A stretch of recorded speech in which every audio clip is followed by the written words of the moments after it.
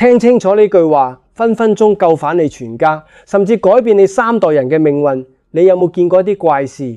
有啲人明明由朝到晚做到隻狗咁，慳吃儉用，連去旅行都唔捨得，但偏偏一世都係平平淡淡，甚至臨老先嚟大病一場，將副身家奉獻俾醫院。相反，有啲人望落去懶懶閒，日日喺屋企攤攤腰，但偏偏佢哋屋企順風順水，買層樓又升值，仔女又聽話，連買張6合彩都中到2獎。你以為呢啲叫運氣？我今日實話實說，話你知呢個世界根本冇純粹嘅運氣，只有睇唔見嘅磁場。實有人會喺留言區即刻駁我，因果報應，努力先係夾硬道理啦。好，我今日就同你講到底。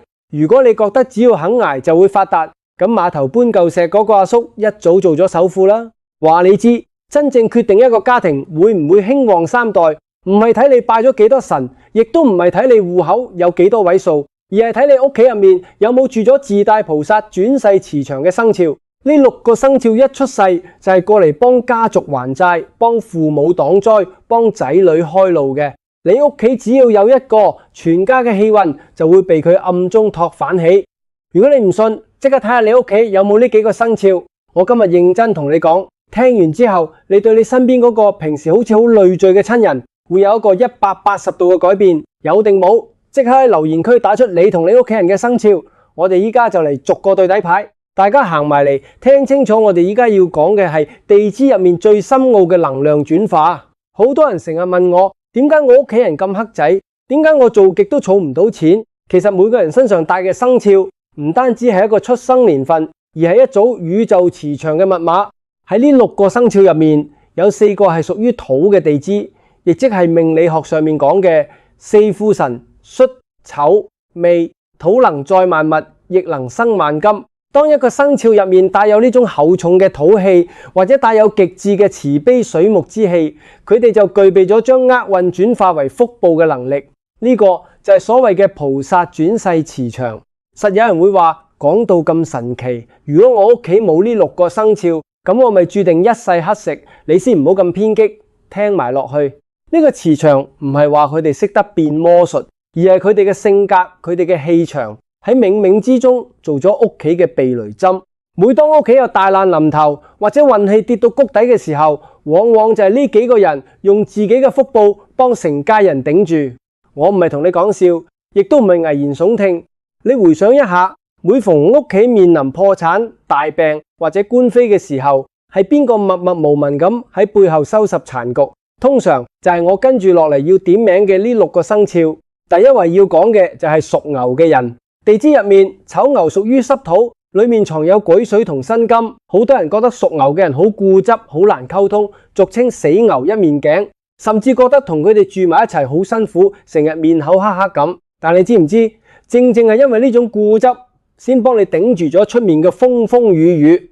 屬牛嘅人天生就帶有一種還債命，佢哋一出世，往往屋企嘅環境都唔係一帆風順，甚至父母會比較多病痛或者債務。佢哋好小嘅時候就識得幫手分擔，甚至放棄自己嘅讀書機會或者夢想，走去賺錢養家。你屋企有冇1973年出世，今年53歲嘅癸丑牛，或者1985年出世，今年41歲嘅乙丑牛？有嘅話，你依家喺留言區打屬牛大吉，我話你知佢哋有幾偉大。我見過一個真實嘅客人，佢自己做生意失敗，欠落一身債，老婆又頂唔順走咗，剩低個老媽子同2個讀緊書嘅仔女。當時全家最絕望嘅時候係佢大姐，一個1973年屬牛嘅工廠女工，二話不說，將自己辛辛苦苦儲落嘅幾十萬嫁妝全部拎出來幫佢找數，仲兼職做多2份工，幫佢照顧埋2個仔女。呢個屬牛嘅大姐由朝做到晚，從來冇怨過一句，甚至連一件新衫都唔捨得買。結果點？10年之後，佢細佬東山再起，2個仔女全部大學畢業，做咗專業人士，全家買咗3層樓。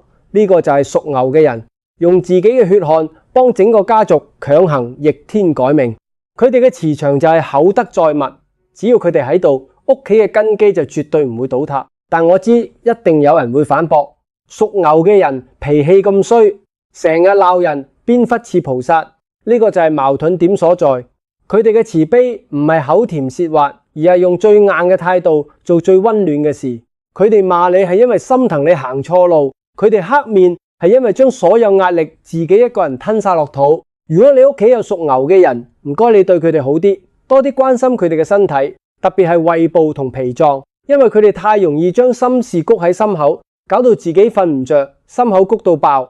跟住落嚟要講嘅第二個生肖係屬兔嘅人，地支卯兔，純木之氣，代表住春天嘅生機同無盡嘅慈悲。好多人話屬兔嘅人冇主見，膽小怕事，容易俾人呃，錯晒。佢哋唔係驚，佢哋係心腸太軟，唔忍心睇到任何人受苦。屬兔嘅人天生自帶一種化解戾氣嘅超能力。一個家庭入面，如果父母經常嗌交，或者兄弟姊妹之間利益矛盾好深，只要有一個屬兔嘅人喺度，佢哋就會做嗰個中間人，用自己嘅溫柔去融化所有怨恨。大家睇下身邊有冇1963年出世，今年63歲嘅癸卯兔，或者1975年出世，今年51歲嘅乙卯兔。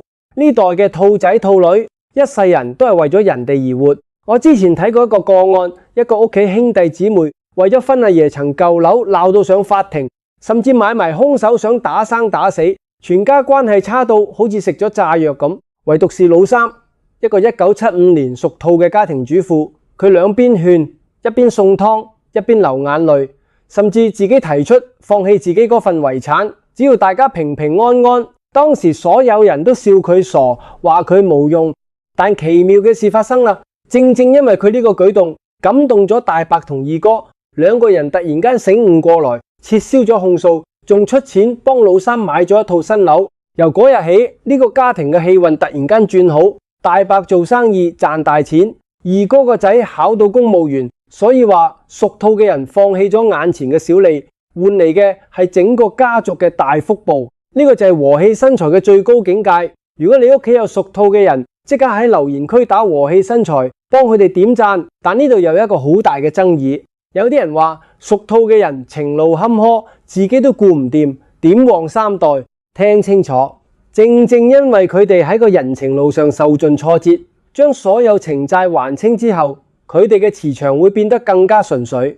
佢哋會將呢種大愛轉移到仔女同家族身上。屬兔嘅人帶大嘅仔女，通常都非常有教養、有愛心，長大之後多數能成大器。佢哋旺嘅唔單止係一代，而係透過良好嘅家風代代相傳。好，我哋依家講第三個生肖。呢個生肖厲害啦，就係屬龍嘅人，地支辰龍，神為水庫，亦係變化莫測之土。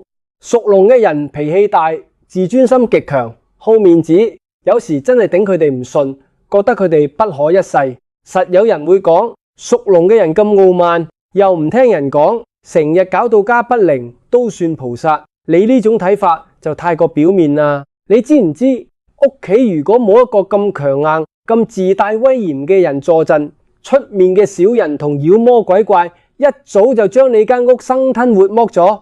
屬龍嘅人天生就係過嚟做開荒牛同保護傘嘅。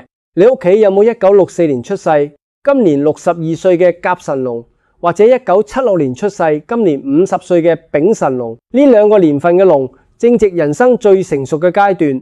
我聽過一個街坊講，佢哋家族以前喺九龍城開雜貨鋪，後來條街轉型，周圍都有黑社會收保護費，隔籬鄰舍天天被搞到雞毛鴨血，但唯獨佢哋一間鋪安然無恙。點解？因為佢老豆係1964年屬龍嘅，大老豆生得高大威猛，眼神凌厲，只要佢企喺鋪頭門口，嗰啲古惑仔連望都唔敢望過嚟。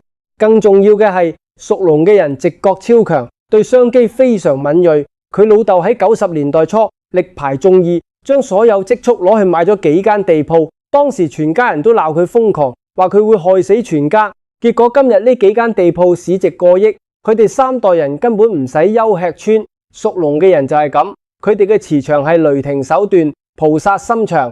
佢哋平時可能好惡，好難服侍，但每逢關鍵時刻，佢哋做嘅每一個決定都係為咗家族嘅長遠利益。即刻喺留言區打龍騰萬里，睇下有幾多同道中人。我知一定有人想搏，我屋企嗰個屬龍嘅，明明賭錢輸咗好多錢，仲拖累全家，你點解釋？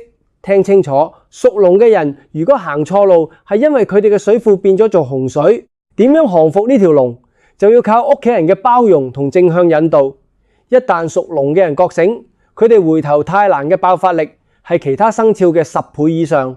佢哋一旦決定要承擔責任，可以一日打3份工，用最快嘅速度將個家托返起身。跟住落嚟要講第4個，亦係坊間誤解最深、最無辜嘅生肖，屬羊嘅人。地支未羊，未為木庫，亦係燥土。坊間好多俗語話10羊9不全，屬羊命苦。呢句說話直情係害人不淺，簡直係胡言亂語。我今日一定要喺度幫所有屬羊嘅人平反。屬羊嘅人唔單止唔命苦，佢哋根本就係頂級嘅福星擔當。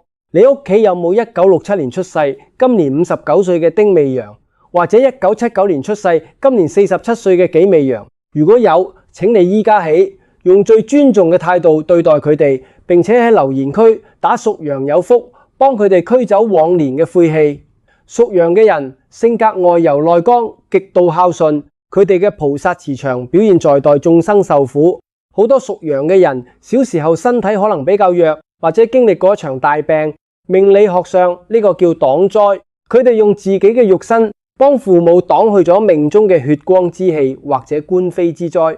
自從佢哋出世之後，父母嘅事業往往會步步高升，由無變有。我見過一個真實案例，一對夫婦結婚7年都賺唔到錢，天天寄人籬下，直到1979年，佢哋生咗個屬羊嘅仔。個仔出世嗰年，老豆突然間接到個大工程，賺咗人生第一桶金，買咗第一間屋。後來個仔讀書雖然唔係最頂尖，但人緣好到不得了。出社會工作之後，仲娶咗個有錢老婆，連帶幫埋老豆嘅生意上市。呢個屬羊嘅仔平時喺屋企不爭不搶，性格溫和，兄弟姊妹嗌交，佢永遠係吃虧嗰個。但正正係因為佢呢種不爭嘅磁場，讓上天將最好嘅福報都塞俾佢，連帶全家人都享福。所以話屬羊嘅人唔係命苦，佢哋係把苦留俾自己，把甜留俾家人。呢個唔係菩薩轉世，仲可以係乜？有人可能又會話，我屋企個屬羊嘅依家47歲啦，仲係一事無成，仲要我接濟佢，點旺3代啊？聽清楚，屬羊嘅人係大器晚成嘅典型。佢哋前半生可能因為太善良，幫人孭黑鑊，或者被朋友騙財，但只要到咗流年土氣相生嘅年份，例如嚟緊嘅年份，佢哋嘅木庫一旦打開，積攢咗半輩子嘅善緣就會全面爆發。你依家接濟佢少少，將來他回報你嘅可能係一間大屋或者一世嘅安穩。不信的話，我哋走住潮，看看留言區，遲啲有冇人過嚟還願。好，我哋繼續往下看。第5個生肖，屬狗嘅人，地支戌狗，戌為火庫。屬狗嘅人天生自帶一種忠心護主同防破財嘅磁場。一個家庭如果想富過3代，最重要嘅唔係賺幾多，而係能守住幾多。好多人賺到錢就走去炒股票，做高風險投資，或者遇到外面嘅爛桃花，狐朋狗友，結果一晚之間輸光身家。而屬狗嘅人就係屋企最強嘅人肉測謊機同財富守護神。睇下屋企入面有冇1970年出世，今年56歲嘅庚戌狗，或者1982年出世，今年44歲嘅壬戌狗。有嘅話，在留言區打家宅平安。屬狗嘅人直覺驚人地準，邊個係人，邊個係鬼，佢哋一眼就睇得穿。我之前有個客人，1982年出世，屬狗嘅太太，有一年佢老公鬼迷心竅，聽身邊啲所謂好兄弟講，準備將全家層自住樓抵押出去，攞幾百萬去大陸投資一個所謂嘅高科技項目。當時全家人都覺得呢個係發達機會，唯獨呢個屬狗嘅老婆死活不同意。佢甚至不惜同老公鬧離婚，把房產證收埋，鎖埋喺保險箱，天天喺屋企做衰人，被全家人指責佢阻住發達。結果點？大半年之後，嗰個所謂嘅好兄弟涉嫌集資詐騙被捕，所有投錢入去嘅人全部血本無歸，有幾個甚至要跳樓自殺。唯獨佢哋一家，因為老婆嘅死纏爛打，保住咗層樓，保住咗全家嘅命。老公事後跪喺度多謝老婆。屬狗嘅人有時講嘢真係好難聽，得罪人多，稱呼人少，連屋企人都覺得佢哋煩，覺得佢哋負能量。但如果唔係，佢哋天天喺度幫你守住個門口，防範小人，你賺幾多都好似倒水咁倒光啦。呢度又有一個矛盾點，有啲人話屬狗嘅人太過敏感，成日疑神疑鬼，搞到家宅不寧。好，我依家同你分析，佢哋嘅敏感唔係無理取鬧，而係因為佢哋天生對危機有種動物性嘅直覺。如果屬狗嘅人突然間反對你做某件事，或者特別討厭你某個朋友，你千萬唔好當佢哋發神經，退後一步查清楚，分分鐘呢個決定可以救你一命。最後一個生肖，第6個屬豬嘅人，地支亥水，亥為水之根，亦代表天生嘅食神同福慧。如果話前面5個生肖係靠努力、靠守護、靠代眾生受苦嚟旺家，咁屬豬嘅人就係純粹靠命好嚟蔭庇全家。實有人會好唔服氣咁喺留言區留言，屬豬嘅人咁懶又貪食，日日淨係識得享受，憑咩話佢哋旺家3代？世界公理何在？好，我依家就話你知公理喺邊度？你日日忙到隻狗啖，由朝計較到晚，結果都係賺嗰3幾萬。人哋屬豬嘅人天天隨遇而安，開高高興興，偏偏所有好事都自動波敲上門。呢啲就係磁場嘅分別。屬豬嘅人天生自帶一種大智若愚嘅菩薩磁場，佢哋唔計較，所以佢哋冇怨氣，屋企冇怨氣，風水自然好。大家對照一下，屋企有冇1971年出世，今年55歲嘅辛亥豬，或者1983年出世，今年43歲嘅癸亥豬？有嘅話，即刻喺留言區打金玉滿堂去黐下佢哋啲福氣。我見過一個最神奇嘅真實案例，一個開茶餐廳嘅老闆，生意做咗10幾年都係不溫不火，每個月剛好夠交租同出糧。直到2010年，佢個大仔娶咗個1983年屬豬嘅新抱。呢個新抱嫁入嚟之後，乜都唔識做，既不會煮飯，又不會收銀，天天淨係坐喺鋪頭入面同客傾偈、逗貓玩。當時周圍嘅親戚都背後話佢娶咗個懶婆娘，但好怪異嘅事發生啦。自從呢個新抱天天坐喺鋪頭之後，茶餐廳嘅人流突然間爆滿，甚至有好多外區嘅人慕名而嚟。2年之內，老闆開咗3間分店，買咗2層樓，連原本體弱多病嘅老爺身體都突然間好返晒。點解？因為屬豬嘅人身上帶有純正嘅天德貴人磁場，佢哋去到邊度就會把福氣帶到邊度。佢哋嘅隨和，佢哋嘅樂天，能夠把周圍所有暴躁壓抑嘅能量全部中和晒。一個家庭只要有佢哋喺度，笑聲就會多，笑聲一多，財神爺自然長駐不走。你不服氣？你返屋企睇下你那個屬豬嘅屋企人，係咪每次見到佢，你嘅心情都會莫名其妙變好？呢個就係睇唔見嘅風水。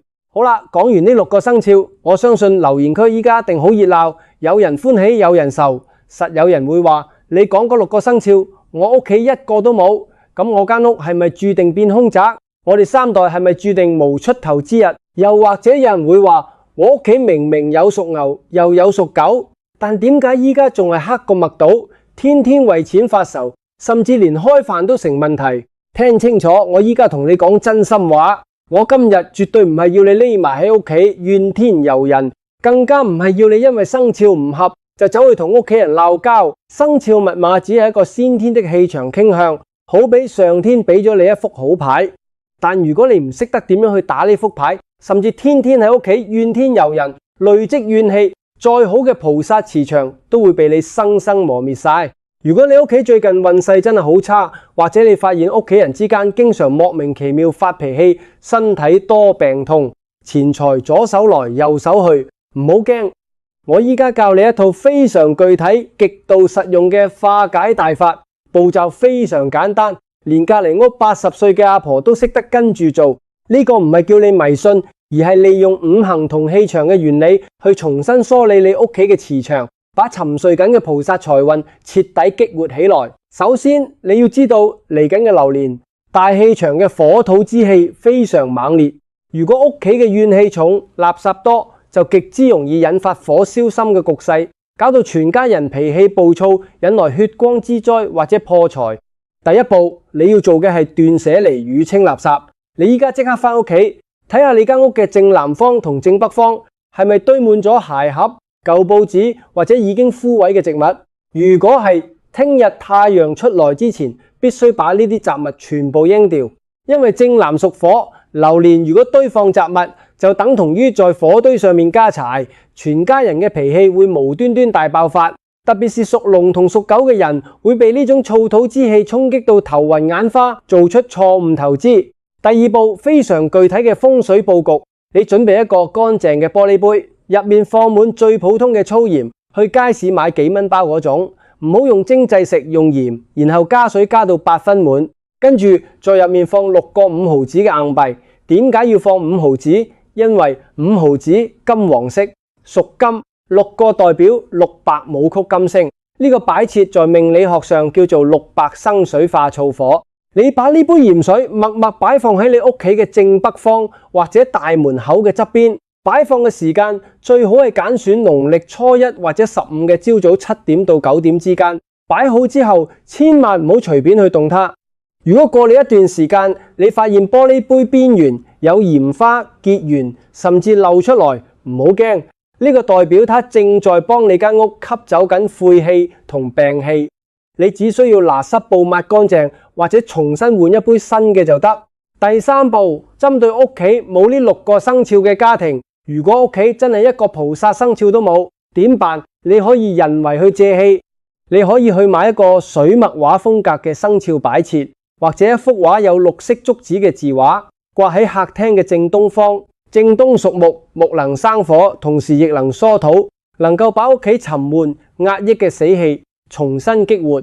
同時每逢初一15，買少少新鮮嘅鮮花，例如百合或者富貴竹，擺喺飯廳，保持屋企有植物嘅生氣。講到呢度，我想大家明白一個道理，風水佬可以呃你10年8年，但我今日同你講嘅全部都係因果同心念。生肖磁場再好都抵不過2個字，善念。你心善，你嘅磁場自然就會向菩薩靠攏。你天天計較，天天罵人，你身上嘅磁場就會變成羅剎。你今日睇到呢條片，絕對唔係偶然，而係一種緣分。如果你覺得我今日講嘅嘢有道理，分分鐘點醒咗你對某個屋企人嘅睇法，我希望你做一件功德無量嘅事，把呢條片分享俾你身邊嗰啲屬牛、屬兔、屬龍、屬羊、屬狗、屬豬嘅親戚朋友。你唔需要同佢哋講大道理，你只需要轉發俾佢哋，就等於幫佢哋點亮咗命入面嘅財神，幫佢哋擋走緊流年嘅災禍。呢個就叫做結善緣積陰德。最後聽我講埋呢幾句祝福，無論你依家處於人生嘅逆境定順境，無論你戶口依家係5位數定8位數，記住屋企人平平安安、齊齊整整坐埋一齊食餐飯，呢個先係世間最大嘅福報。如果你想你同你嘅家人在嚟緊嘅日子入面財源滾滾、消災解難、全家大吉，依家就請你動動手指訂閱本頻道，打開側邊嘅小鈴鐺，咁樣你以後就絕對唔會錯過任何一個改運嘅機會。做完之後，最重要嘅一步，即刻喺留言區打上合家平安、招財進寶呢8個字，讓大眾嘅善念喺留言區匯聚成最強大嘅磁場，為你同你嘅家族暗中加持。